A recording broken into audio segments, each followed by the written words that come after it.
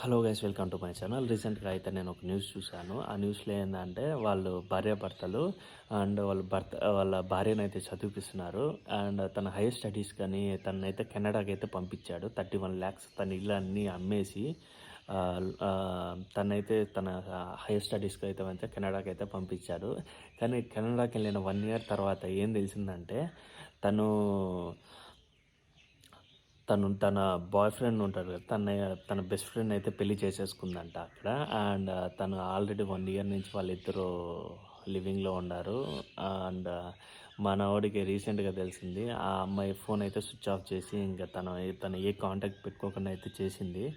And రీసెంట్గా అయితే ఈ న్యూస్ అయితే తనకు తెలిసి అయితే తనైతే ఈ విధంగా పోలీసులకి వెళ్ళి కంప్లైంట్ అయితే ఇచ్చారంట. చూద్దాము ఏమవుతుందో. అండ్ జనాలు ఏంద్రా నాయన, ఒకరిని పెళ్లి చేసుకోవడం ఎందుకు, ఇంకొకరితో సుఖపడ్డం ఎందుకు? ఆ సుఖపడేదైతే వాడినే చేసుకుని వాడితోనే సుఖపడి వాడితోనే చదువుకొని అన్నీ వాడితోనే చేయొచ్చు కదా. ఊరికే వాడిని బకరా చేయడం ఎందుకు?